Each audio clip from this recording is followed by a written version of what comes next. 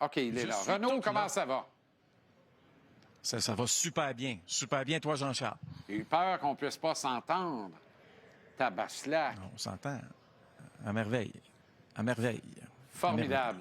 La coupe est derrière toi. La coupe est en place. Oui. Elle ne peut pas se gagner demain. Fort heureusement, le plaisir doit durer un peu. Il y a quelque chose qui me dit qu'encore une fois cette année, ces deux équipes construites de manière bien différente risquent de veiller tard l'une contre l'autre. Je sais pas, moi, Jean-Charles. Je sais qu'il y a bien des gens qui pensent ça. Non, moi, je pense que ça va être plus expéditif que la dernière fois, avec le même résultat à la fin. Oh. Mais, écoute, c'est que je regarde les Oilers, je les aime, mais je les aime moins que les Panthers, pour toutes sortes de raisons. Troisième trio, pas pareil. Quand tu regardes la composition du troisième trio et du quatrième trio des Panthers, c'est très différent de ce qu'on connaît du côté des Oilers d'Edmonton, surtout que Zach Hyman ne jouera pas. Quel est le problème? Zach Hyman ne jouait pas sur un troisième trio. Vous avez tout à fait raison, mais c'est parce que tu prends Corey Perry, tu le montes à côté de Connor McDavid et je ne suis pas convaincu que c'est la bonne chose. Je te dis pas que Corey Perry n'est pas bon. Au contraire, c'est un des meilleurs joueurs des Oilers, comme tout le monde le sait, depuis le début des séries actuelles. Mais ça reste que comment on va batailler là, je veux dire, contre les joueurs des Panthers. Corey Perry peut-il vraiment suivre ce rythme-là? Moi, j'ai des doutes qu'on va voir Corey Perry sur le premier trio des Oilers là, très longtemps dans cette série. Si, évidemment, du côté des Oilers, on souhaite remporter cette finale de la Coupe Stanley. C'est particulier parce qu'ils ont un visage bien différent d'il y a un an, une façon de se comporter. Puis c'est dur de dire ça d'un club qui n'a pas perdu ni McDavid et ni Draisaitl. Mais dans le comportement général, la structure lors des matchs, c'est différent. On est plus resserré, on est plus en unité de 5. Oui. Tout le monde semble payer le prix, faire les sacrifices sur 200 par 85. Et tu l'as constaté à l'entraînement, là. On est déjà à tenter de trouver une manière de contrer l'échec avant des Panthers de la Floride du côté des Oilers. Pas à peu près, Jean-Charles, qu'on est en train de le faire. Puis regardez les images qu'on va vous présenter, où vous allez voir justement ce qu'on tentait de faire, c'est que le joueur donc adverse qui lance la rondelle, si tu veux, dans les coins, différents coins sur la glace, on tente des fois à deux de le bloquer. Donc de faire une obstruction pour empêcher l'échec avant des Panthers de la Floride. Pourquoi on fait ça? Parce que l'échec avant des Panthers de la Floride, c'est l'oxygène du groupe.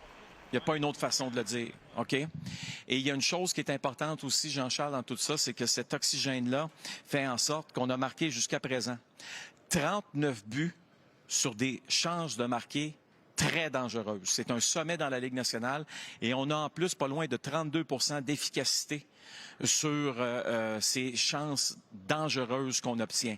Il n'y a pas 150 façons de les obtenir. C'est vraiment en dérangeant, frappant les défenseurs des Oilers, en les menaçant carrément.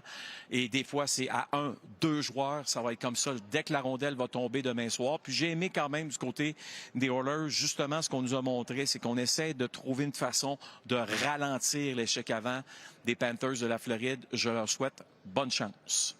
Peu importe le gagnant, Renaud, on ne peut pas ignorer Connor McDavid et l'identifier comme étant la clé de cette finale. Que ça vire positivement 100%. ou négativement à la faveur ou la défaveur des Oilers. 100%. C'est la clé. C'est la clé du succès. Puis aujourd'hui, j'entendais des collègues et ils ont tellement raison. Oui, mais Renaud, Michael Jordan, là, je veux dire, quand Michael Jordan jouait pour les Bulls de Chicago, c'est sûr qu'on se disait tout le temps, il faut arrêter Michael Jordan. C'est sûr qu'on voulait l'empêcher. Ou on m'a parlé de Tom Brady avec les Patriots ou encore avec les Buccaneers. Des joueurs, donc, qui ont été les meilleurs de leur génération dans des sports différents. La grande différence avec le hockey, c'est quoi? C'est que c'est pas écrit nulle part dans le livre des règlements que tu ne peux pas frapper Connor McDavid. Nulle part c'est écrit. Ça veut dire que les joueurs des Panthers, eux, doivent, d'après moi, se concentrer sur une chose. Pas juste le frapper, mais le contrer.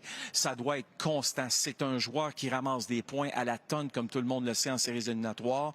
Cette année ne fait pas du tout une exception.